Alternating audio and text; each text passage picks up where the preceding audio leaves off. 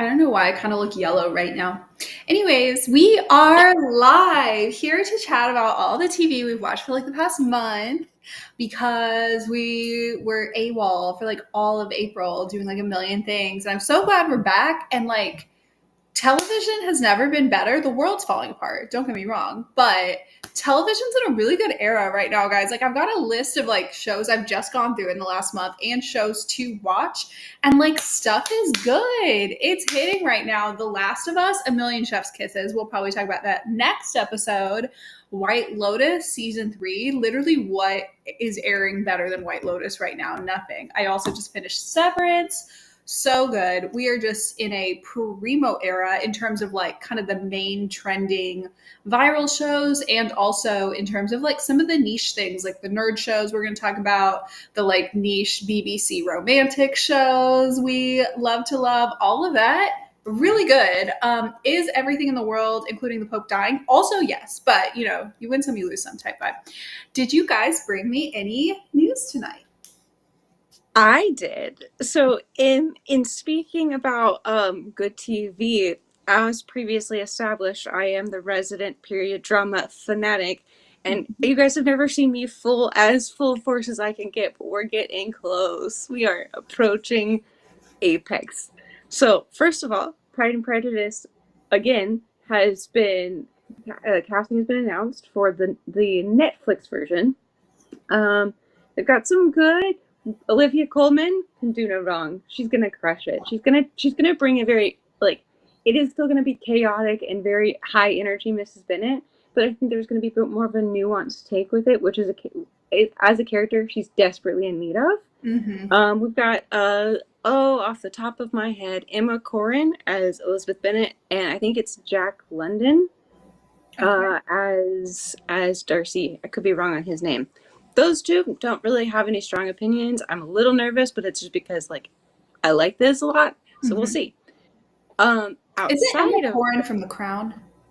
yes, Okay, there. So Olivia Colman and Emma Corrin were on the same seasons of The Crown. So gotcha. Emma Okay, Corrin did Diana. gotcha. Yeah, the Yeah, younger, right? Yeah, yeah, the younger or Diana. Elizabeth's And Becky. this like, and then Olivia Colman was mid-age. Yeah. Elizabeth or not Mhm. Elizabeth, Queen Elizabeth. Yeah. And then on the Austen front, so the show Miss Austen will be airing on PBS starting May 4th. So excited. The commercials are looking really good, especially as I've read the book, so it looks like it's going to be pretty faithful. Pretty excited Mhm. about that. Mhm. Today I also heard about a show that's coming to BritBox, so I'm going to have to get another subscription. Woohoo! For on June 18th, called a show called Outrageous, and it follows the Mitford sisters. So it's based on the real story of the Mitford sisters, which are British aristocracy sisters, 6 of them that had like radically different political views and were all very loud about them. And Okay. of course, this is the 1940s, so this is World War II politics. So that's where that's going to be set. And a show I liked, what was it, at the end of 2013, maybe, Artful Dodger, has finally, I saw recently that they're filming season 2. And I'm so excited about it. I hadn't heard it confirm or deny, and all of a sudden I hear that they're filming, and I'm so excited about it. I can't wait. I don't know why I thought Artful Dodger was canceled because I like had it really high on my list because I don't remember what it was Mm-hmm. you had said, but I was like, I'm so sold. I need to watch this immediately. And then it was like within days, I thought I heard it was canceled. I think that might have been no, My Lady Jane was canceled Maybe that's what it pretty was. quickly. And they had the similar of like Artful Dodger, which is never confirmed or denied, and so it was kind of Mhm. sitting in limbo. And I think it's because it's got some pretty high Mhm. for what it is. It's got some pretty high demand actors, Mhm. and so I think they were really trying to make sure that they could get the actors back to do it, which is Gotcha. probably why it took a while to come back and film. I am excited about all of the above contributing to our golden era of television while the world burns. Carrie, what about you? Did you bring me any news this week? I just thought about some things, so I guess I will try to freestyle a bit of news. Obviously, we know May 4th is coming, and that's a big day in Star Wars. Mm-hmm. There is a new Disney Plus series that is dropping that day. I think it's called Tales of the Underworld. Mm-hmm. And it, focuses on sort of like two bounty hunters, two famous sort of bounty hunters. If you're familiar with the animated television shows that have happened, one is Asajj Ventress, who is sort of like I don't know necessarily how to describe her, but let's just say if you're giving a lightsaber to a pretty badass person who has a sort of a gray moral code, that would be the person you give it to, and she's going to be the focus of it. And then there is this Cad Bane character who is sort of like the Clint Eastwood bounty hunter type of Star Wars. So that should be fun and that should be interesting to watch. I also saw that it was dropped today on Jenna Ortega's social medias that the second season of Wednesday is coming this summer. I can't remember if they said specifically which date, but this summer, season two is coming. And from the trailer, the most important thing is it seems that we won't be drowning in a unnecessary love triangle again. So that seems fun and interesting. Can't wait to see what happens in season two. That is so exciting. And yeah, didn't like one of her male love interests got like he's gonna get written off the show because he's got some like real life like might be going to jail or possibly should go to jail type stuff going on. And to make it worse, I'm pretty sure prior to that news coming out, she had actually filmed some kind of romance for an Amazon Prime standalone movie that just got released. I don't know if anybody saw that. I think they're intentionally kind of keeping that on the DL. So pretend that never happened, but it is dropping soon. I am so excited for the next season of Wednesday. Oh my God, that will be fantastic. And I'm really excited for really any and all of the male love interests to drop off. I like her and that one pink fluffy girl, Edith or whatever her name is. Just personally, if you ask me, they won't.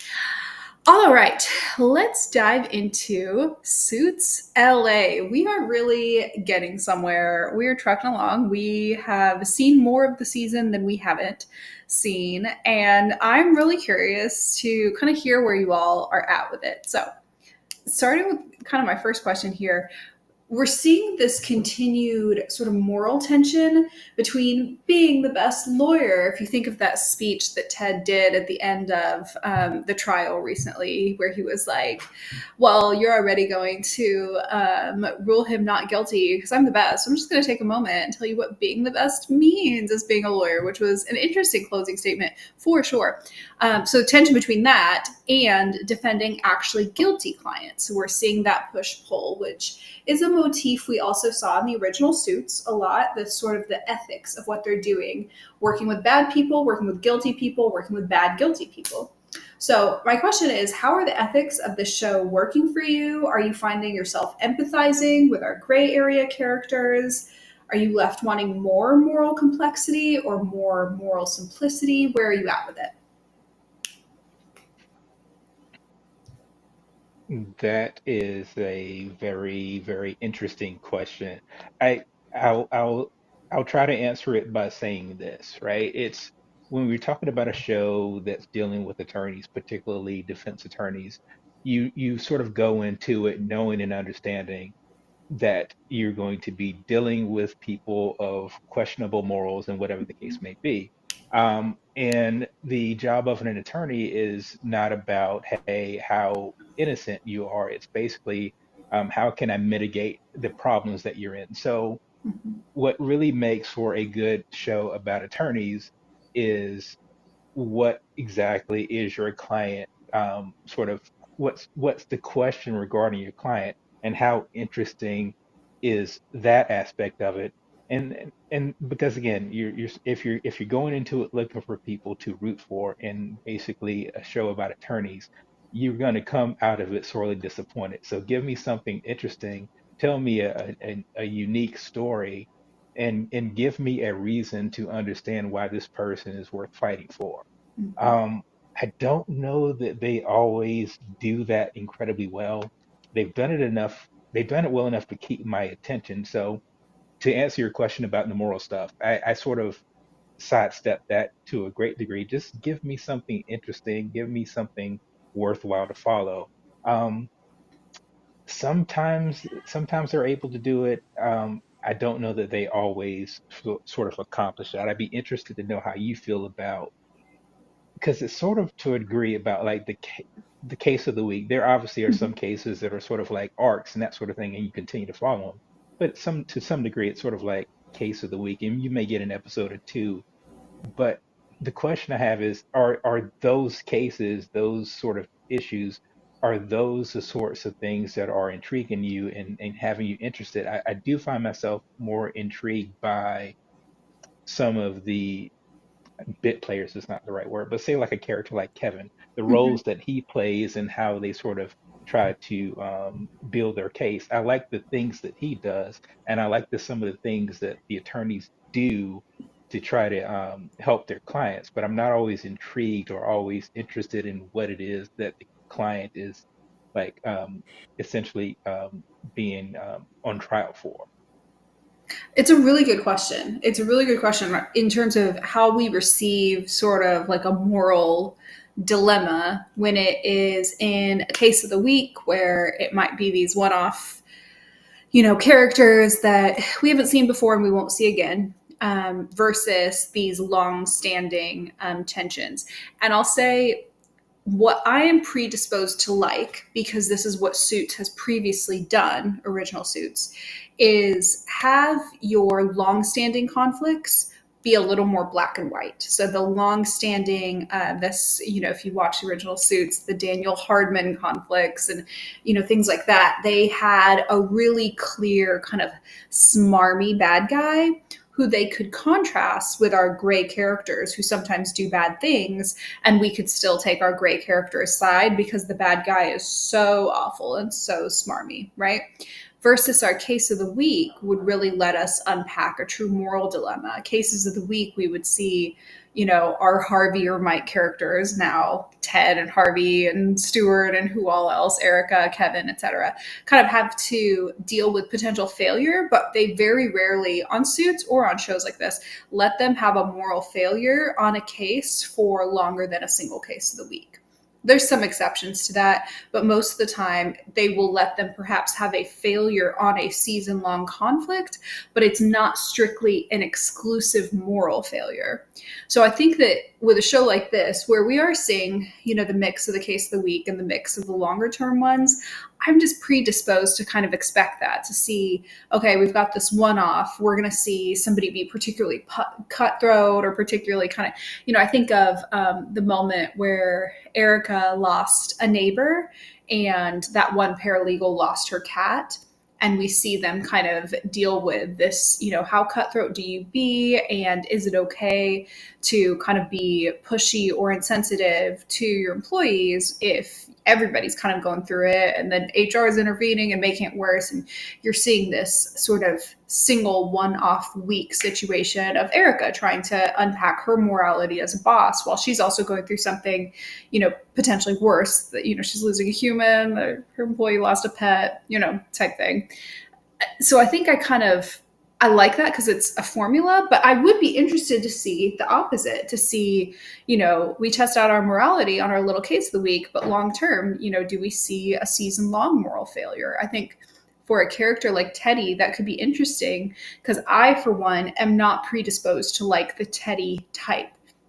He's very much a little bit navel gazy. He very much gives the energy of someone who is desperate to be asked about his feelings, but doesn't necessarily recognize the feelings in other people. He doesn't think he thinks the world revolves around him, but he is not. He's just incredibly internally focused in a way that is disconnected from others as equal humans and not side characters. So to see a character like that have a moral failing is, I'm not going to be off put or surprised by it. Versus some characters I'm starting to like, Erica, Kevin, whatever, it would be hard to see them have like a true moral failing on a season long thread. That was a longer answer than you wanted, but what are your thoughts? No, what I was going to say, particularly about Ted, right? He's the kind, in my opinion, right? He feels like the kind of character that, not so much the audience, but he's the kind of character that people in the show, in the universe of the show, would sort of tolerate because he is so incredibly gifted and significant in terms of what the job that he does. And I Mm-hmm. don't know that we sort of always um, see that sort of. I don't know that he's a virtuoso. I don't know that he's a singular talent so much that people have are willing to put up with sort of his personality because it, quite frankly, it's sort of like the house syndrome. He has a terrible sort of personality, right? But people find ways to put up with him because he's so brilliant. I just don't Mm-hmm. know that I always see that with Ted. He has this incredible singular focus, and maybe that's his sort of superpower that sort of keeps everything together, but it's often to the detriment of himself and quite frankly to other people as well. Um, but it's just hard to um, sort of see how terrible he can be to some people, yet they are sort of also willing to forgive him, and so other characters are so willing to forgive him in so many ways. And it's like you're just looking at your television screen and you're saying to yourself, how is this possible? Why can this be? And I don't know if the show has done enough to show us why Ted has sort of engendered such loyalty from the Mm-hmm. people that are around him. So that sort of, I think they could do a better job at that. I also don't know why they're loyal to Ted. I don't know why we're supposed to believe that all these successful women are into him. I don't know why we're supposed to believe that, he's such a kind of top dog to where he's, neck and neck with Harvey. I don't I just bought it a lot quicker with Harvey than I do with Ted. But they're two very different characters. They're not trying to sell them to us as very similar personalities. I think Harvey sometimes lacked introspection, whereas Teddy is introspective to a fault. He won't stop thinking or focusing on his own feelings for 2 seconds, so that gets a little bit annoying. Whereas Harvey won't think about his own like true feelings from an honest perspective for more than 2 seconds until approximately season 6, and then you get a moment or two. But we'll see. Maybe Teddy will become aware that other humans exist on Earth around season 6 of this as well. I'm sorry, I did want to interject this because I mean it's incredibly hard to ignore, and I don't want Mm-hmm. to say that Stephen Amell is typecast, but so much of his character is like Oliver Queen was in Arrow, right? Mm-hmm. And the buffer that that show offered was that first of all we could see the importance of what his mission was. I mean that's sort of the foundation of it all, but it gave us Diggle, which in the show gives us Kevin, and it also gave us Felicity. And in this show, I think they're going to try to do that with Amanda, if Mm-hmm. I remember her name correctly. So it just feels like I'm not saying that this is Arrow basically being a bunch of attorneys, but you see the sorts of crutches, the sorts of support systems that they have to put in place for a character like Ted, and you just wonder if the character like Ted is like he is because they know that that's a character that Stephen Amell can play. I haven't seen Stephen in a lot of different things, so I don't know how versatile he is. But it sort of incredibly feels like they said, we know this is something that has worked for him. Let's see if we can figure out a way to have this work for us in this show. Mm-hmm. Kind of retrofitting a character based on who you cast. And I'm not actually that opposed to kind of tailoring a character to who you cast, unless you, in these rare cases where you have these truly incredible, like Emmy award winning actors who can really almost disembody themselves and get entrenched into another character. But for a show like this, and with the caliber of cast that this has, I think there is something to be said for kind of tailoring the writing and tailoring the personality traits to what this person can portray and can do convincingly. We saw a lot in Arrow. Also, the scene partners mattered. Oliver, in contrast with a really strong actor, when we saw the Oliver and Moira scenes, or Oliver and Malcolm scenes, he would come across as a stronger actor. Versus when you had to see him kind of with some of these, maybe weaker, newer, younger, whatever the case may be, it would come across a little more wooden. I think we're seeing the same thing here when you have somebody like Gabrielle playing Harvey, who he is probably a better actor, and at the very least he's much more seasoned in this universe and much more, embodied in this character. All the like Teddy Stephen Amell kind of lines will start to blur, and he becomes more Teddy and a little less of standard Stephen Amell issued character. You certainly feel it in those, and you just have to wonder if that was sort of always the plan, or they said, "Hey, this is what's working. Let's do a little bit more." Right. I'd be really interested to know how that sort of came about. Yeah. It'll be interesting to see how it plays out as they start to bring in more of the original Suits cast, who are going to just by default be a little stronger, not necessarily because they're stronger actors, what I happen to think most of them are, but just because they have a lot more familiarity with the characters that they're playing.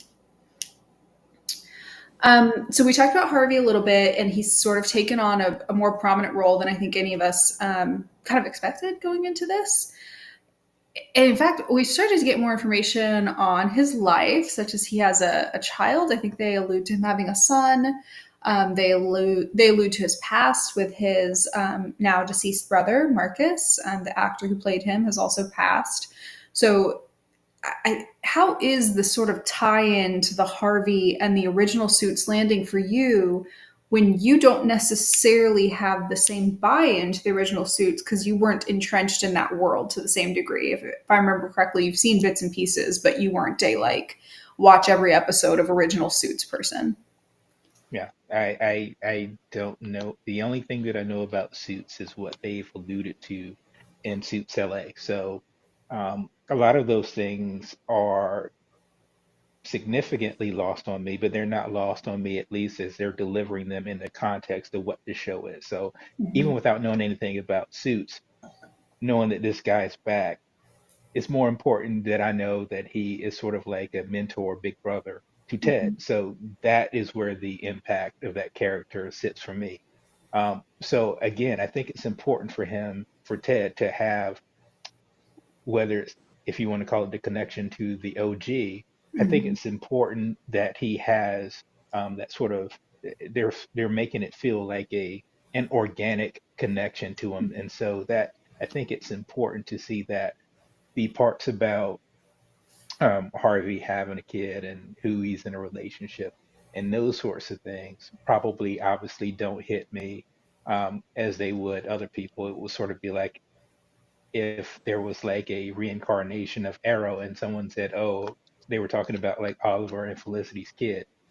I don't know that it would mean as much to someone who hadn't watched the show before. Mm-hmm. Um, so there is that bit of disconnect. But again, like I said, at least just in the context of what they're giving us in this show in terms of his connection to Harvey, I think it's done a good enough job to sort of provide some sort of narrative history, even if you aren't familiar with sort of the original show. Mm-hmm. I'm biased because I'm coming from the perspective of being much more entrenched in the original show, whereas in Suits LA, I can name like five people so far. I've remembered some names. So it's working for me because that's a point of interest that I can kind of grab onto. But I was just more so interested in how it was sitting with folks who didn't have that same connection. And to that degree, with characters that I, can maybe name and pick out of a lineup, the ensemble is filling out, and Suits has always been kind of an ensemble show. So we've got the characters like Erica, Kevin, Stuart, and so on. They're all getting storylines. They're kind of getting their own unique settings. Many of them have got family members at this point or other kind of threads or ties of their own. So, are you drawn to any one character or storyline at this point? Is there something that's keeping you going from a character perspective, or are you coming back from the whole show package perspective? Quite frankly, it's probably the whole show perspective. I will say that stories about Kevin probably intrigue me a little bit more because he's not he operates in the world that they do, but he's obviously not in the same world, right? Mm-hmm. So I think he feels to some degree like a lens for, at least for me in particular. So I appreciate the relationship that he has with Ted and how they go about doing things. So I appreciate that. Um, what? I am interested to know, particularly from you as someone who has obviously come from the original, Hmm. when they either make a reference to the original show or to the original characters, do you find yourself saying to yourself, give me an update, tell me about them, bring them on way more than you're thinking about, I wonder what Ted and Stuart and Erica are going to do this week. Because I think the danger is, and which is why I think when you do a soft reboot like this, you sort of want to establish what your show is or what it can be before you start sort of riding on the coattails of the original, because too soon and then people are just going to say, well, just give us the original and let's move it from there. So I'd be interested to know how you balance that. It's a good question. Answer so far, just for me personally, is I find myself wanting more of the original than I want of the current characters. If if that's a flaw in the system, it's a flaw in the system. But as a viewer of the original, we had years and years with those characters. It was a really, I mean, it admittedly was a pretty fantastic and critically acclaimed show that stood up well enough over time to kind of go viral again in kind of a new lens almost a decade later. It was really good. It would be hard for a sequel to top that. And if the sequel, prequel, tie-in show, soft reboot, whatever, is alluding to the original, there's just a good chance that the quality of the original is so far a little better. Can the sequel get there? Sure, absolutely. Like they can build, they can develop their characters, they can develop intrigue with the storyline and the setting and kind of draw us in. And we've seen some cases of reboots and spin-offs and so on doing that.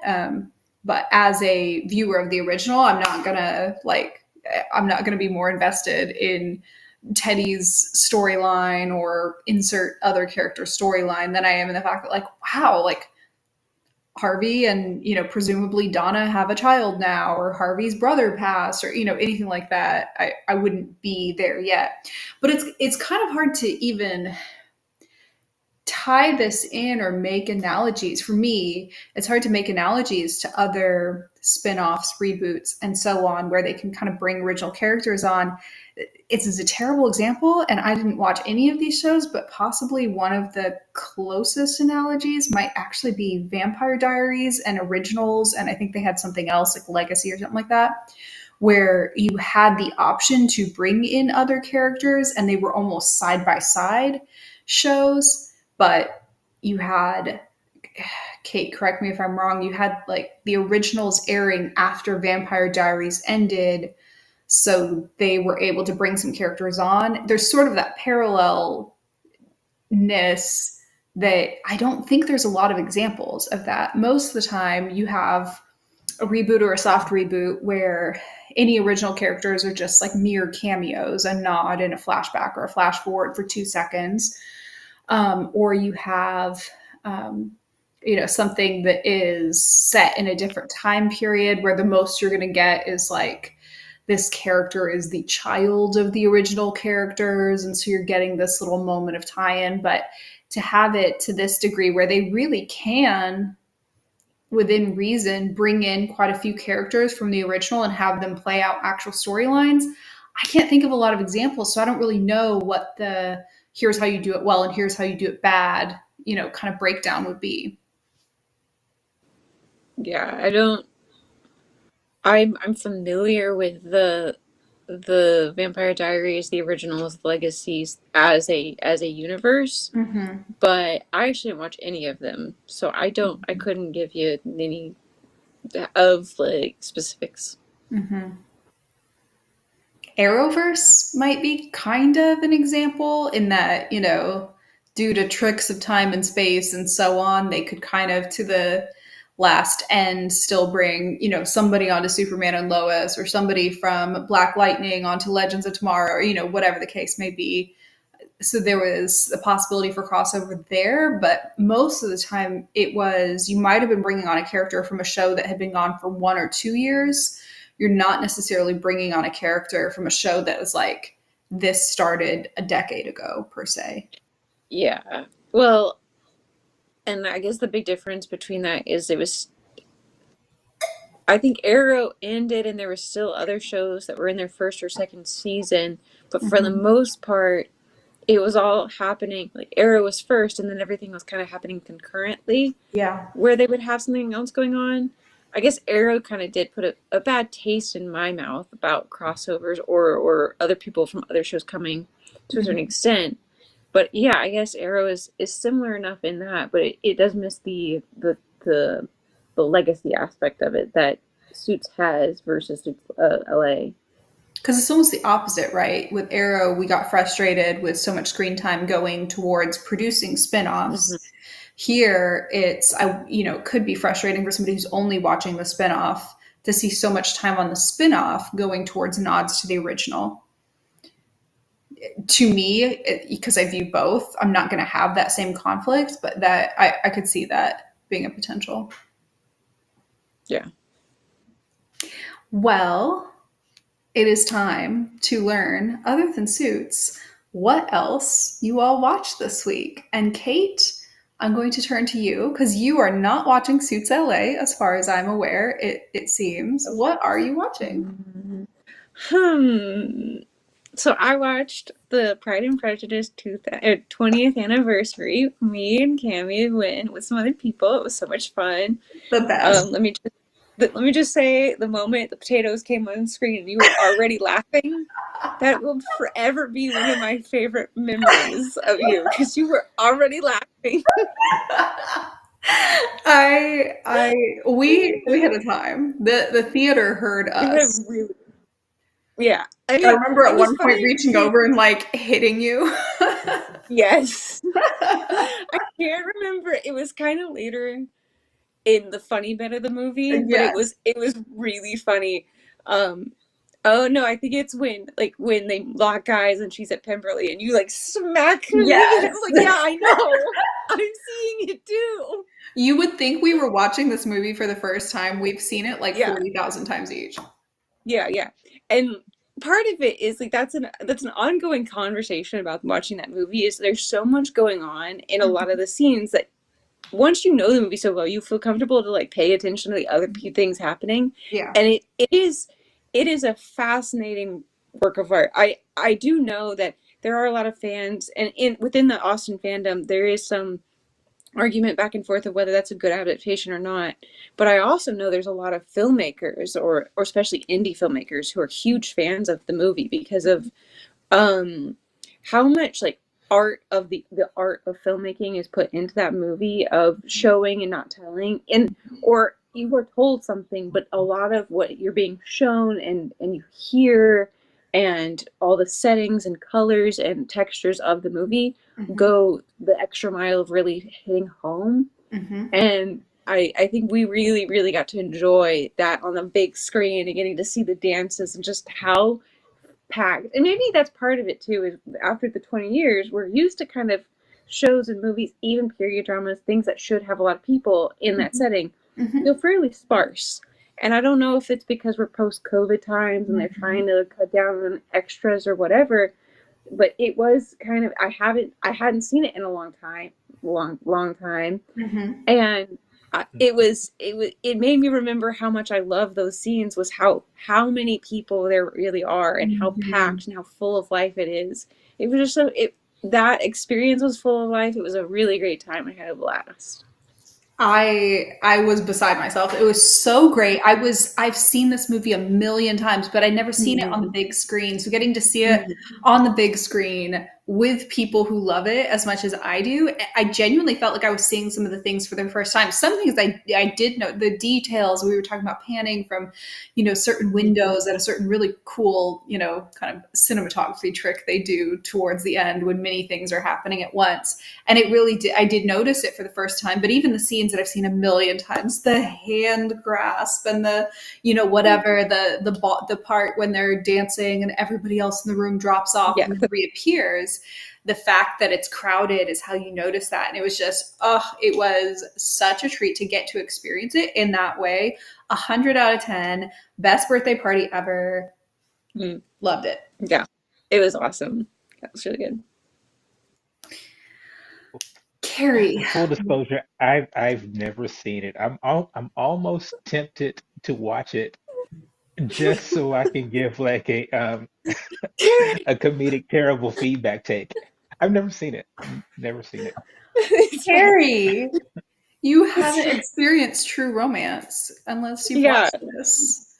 You need to watch It, it. It's a formative the thing, experience. it's a formative experience, and I think we as a society, we as a culture, fail to really sell how funny Austin is, Yes, because the theater was laughing for the first half of the dying. movie. I mean, nonstop laughter. Dying. Not just me. Were we the loudest? Probably. Sure, But yeah. everybody else was too. It was so great. It's hilarious. You need to watch it. It's fantastic. It's beautiful. It is romantic. It's complex. The characters that you think are all good are not all good. The characters you think are all bad are not all bad. It makes you reflect on a bunch of very interesting societal things. It was, Mhm. there are, we've been watching Bridgerton and kind of talking about that. And here's what Shonda did, and here's what she didn't do. And one of the things that I was saying all throughout season 2 of Bridgerton of like, oh, I wish she was willing to kind of dive into this incredibly kind of controversial thing at the time. Pride and Prejudice does it. And the 2005 Mhm. adaptation is willing to really kind of highlight it based on who they cast. I'm trying not to ruin anything because you haven't seen it. Yeah. Watch this movie. It's so great. Yes. Yes. Well, and kind of another selling point. I don't know. I wasn't there to experience it, but I am aware that in the 90s there was like early 90s there was a large explosion of like pretty budget films, Mhm. rom-coms especially, and a lot of them were based on two authors, Shakespeare or Jane Austen. So Mhm. then in the second half of the 90s there was a bunch of adaptations that came out of Jane Austen, like direct adaptations, basically Mhm. Emma Thompson heralding 90% of them, going, hey guys, remember all these rom-coms that did really well a few years ago? I'm going to show you where the source material. Watch this. Mhm. It's 100 out of 10. Yeah. Fantastic. You will love it, Carrie. Or actually, maybe you won't. But what it will do is make a lot of the stuff that Kate and I say make a lot more sense. Yeah. Tell us what you've been watching these past few weeks, Carrie.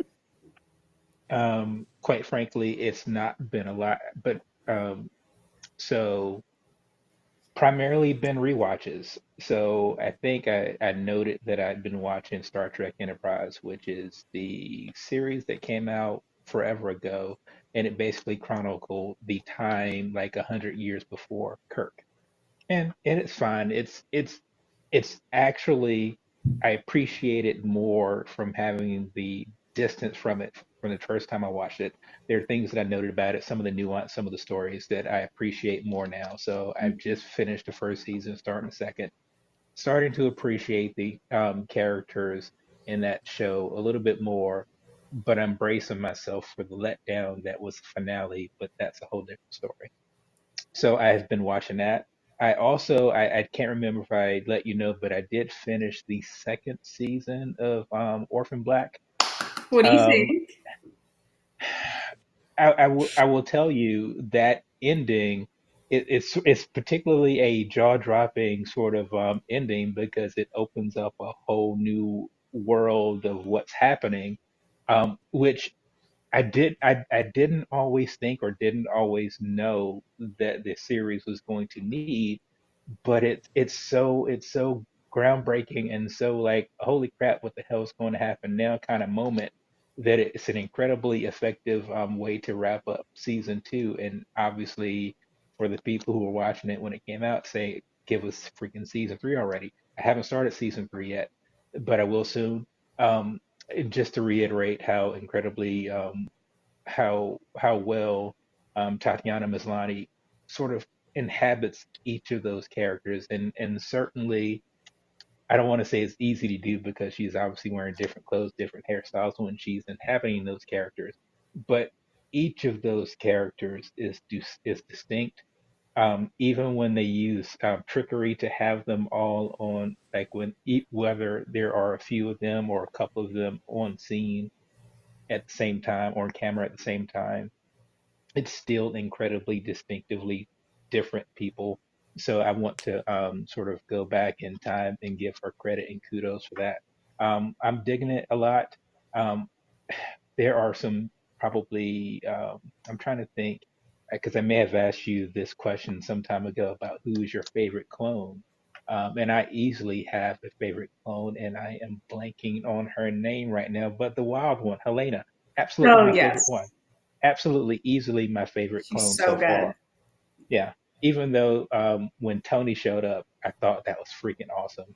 Um, yeah, so it's just really really cool, incredible show. I'm glad I've had an opportunity to go and find it. Maybe even one day I will go and find what everyone's talking about with Pride and Prejudice, but I'm not in any rush to do so. But what I have, but what I have found is that giving myself time and maturity, you can get mature as you get older. You can find things to appreciate that you didn't think you would when they came out. So there's hope for me yet. I believe in you. Favorite clone? I have the hardest time answering that question, but I will say for the longest time it was Allison, but changed a lot throughout the show. I am so glad that you're enjoying. Oh, it's so good. I know that show held up over time. I know it. What I've been watching this week includes, but is not limited to, Wheel of Time, Last of Us. Like I said, we'll talk about that next week. And those are great and respectable shows. I've also been watching less great, less respectable shows like Pop the Balloon Live now on Netflix.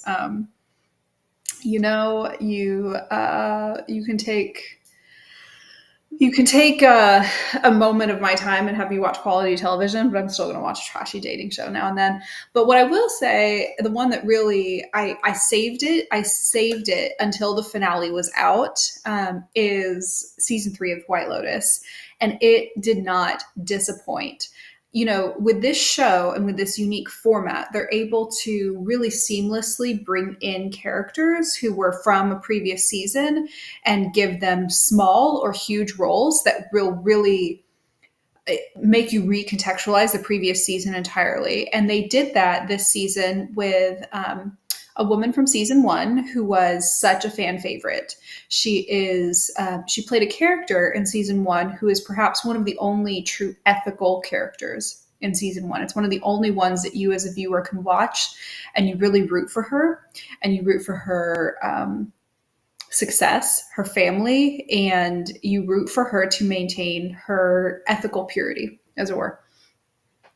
And she's completely absent in season 2, and she returns as one of the leads. This is a true ensemble show. There is no lead ever at any point at all, but one of the leads.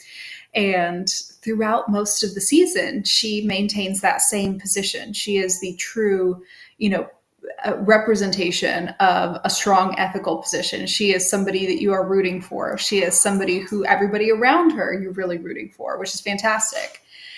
And towards the end, you see that become at risk. And it's her son is brought into it as well.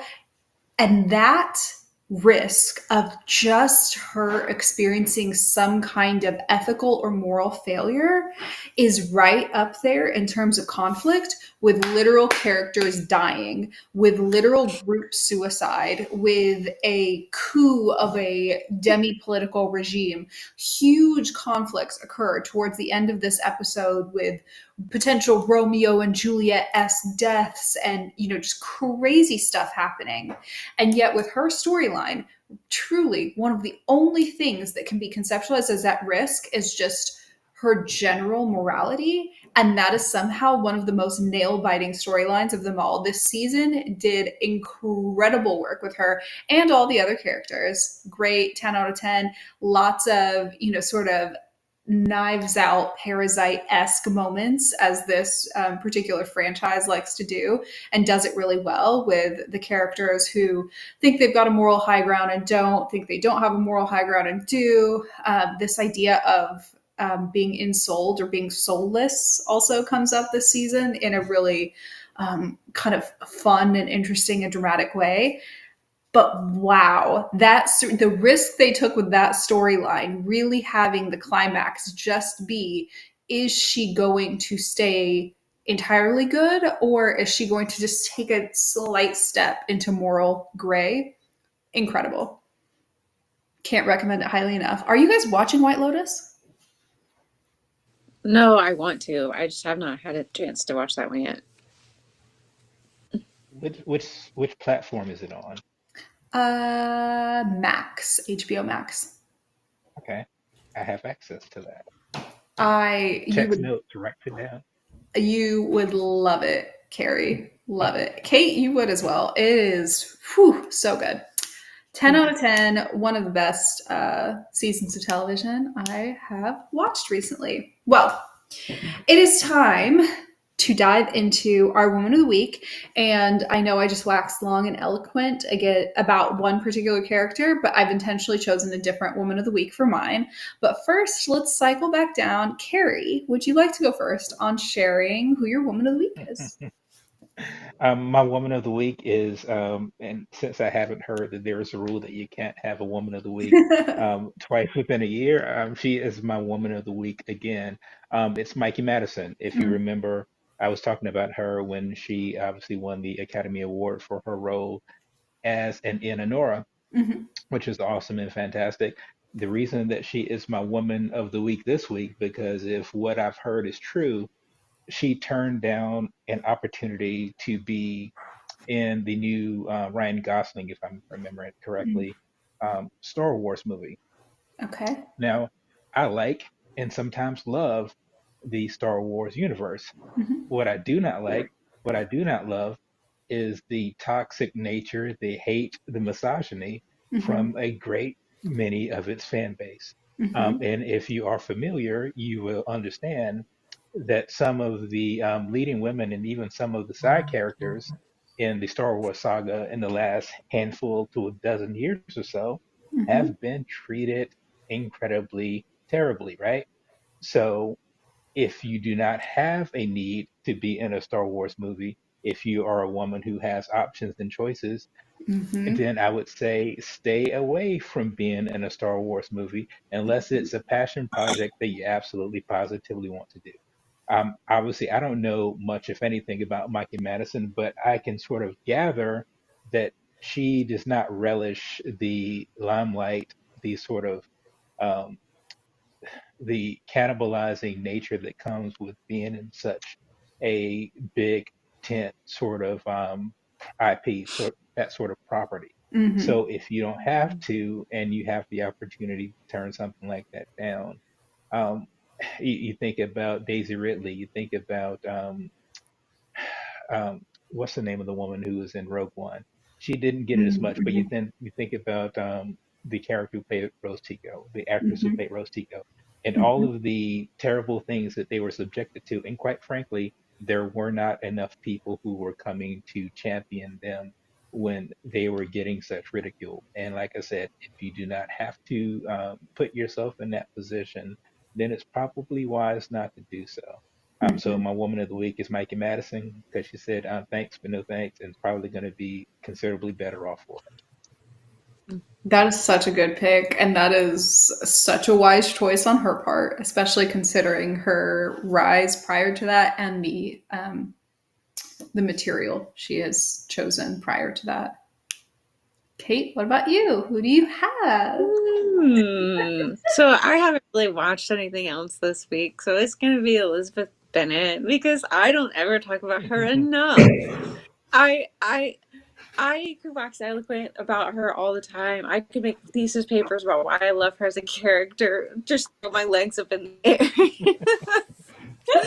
um, you know, she is one of the people kind of on the elite list of my all time favorite characters, and they all of my favorite characters tend to have similar personality traits, but I think what I like why I always come back to her as a character is there's she you know there's the intelligence and that is such a key part of her as a person, and there is the humor, the wit. She's very clever, she's very intelligent, and that those are very key features, but there's also a overwhelming sense of self and even more self-worth that I've always found really, really interesting about her as a character, that it drives you forward. And it's not like to a point that she can't learn from her mistakes. In fact, the moment she realizes like all the facts have been laid out in front of her and she realizes she is in fact wrong about certain things. Mm-hmm. She gets frustrated, but not really frustrated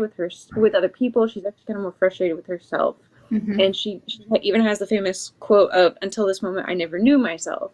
Mm-hmm. And it has less to do with like she's now like lost and into an abyss, and it has far more to do with she realizes she had developed a strong sense of ability to determine other people's will or other people's person. Mm-hmm. And once she realizes she can be wrong, she endeavors to really reconsider all of her beliefs. And Mm-hmm. once she does, she reaches a even stronger sense of self. And even through all of that, she is determined to never let her sense of self-worth waver, and demands that other people see her self-worth and treat her as such and give other people the worth that they deserve.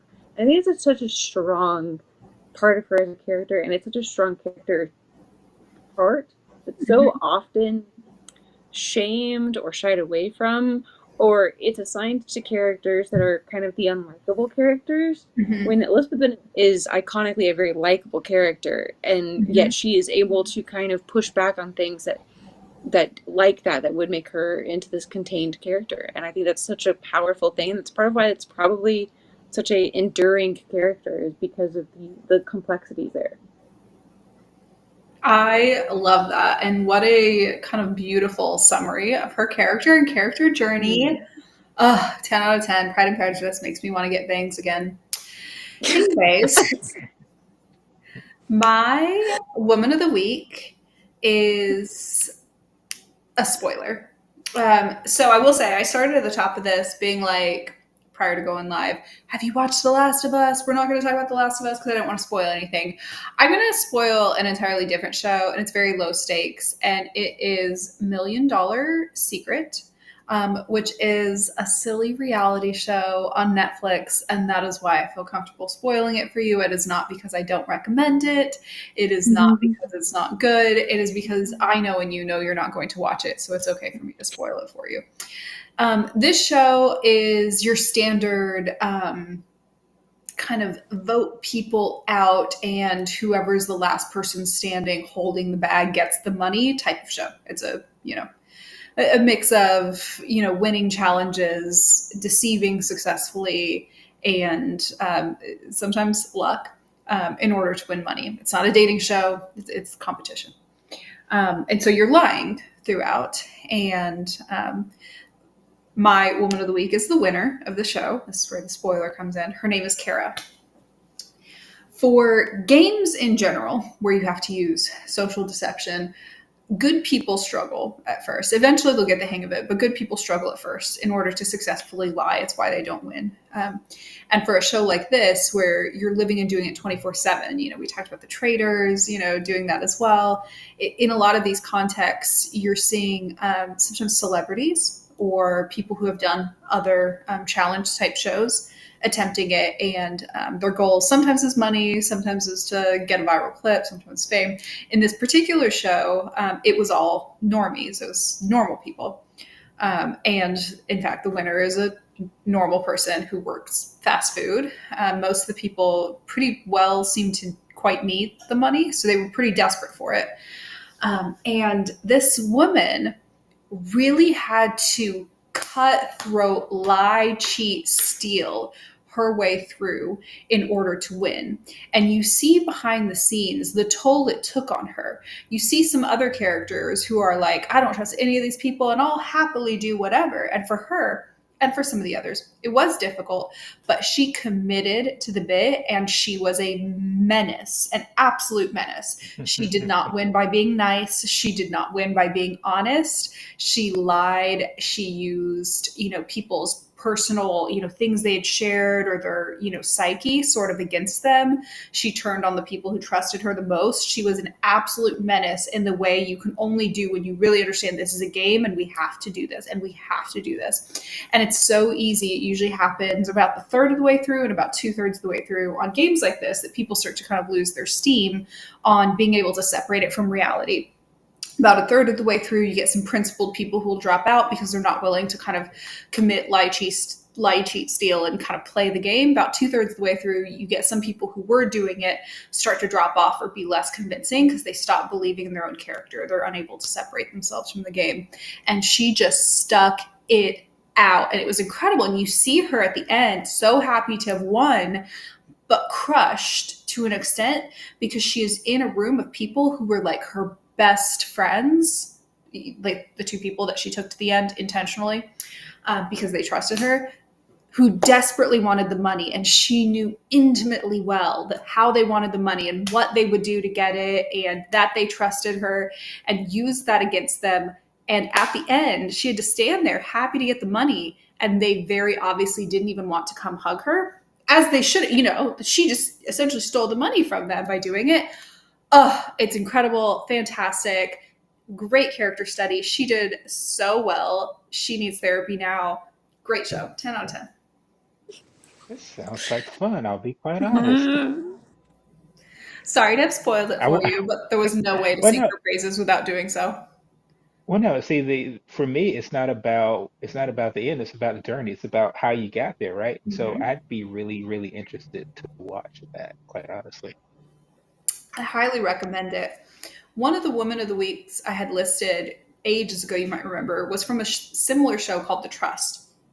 And in The Trust, it was really interesting.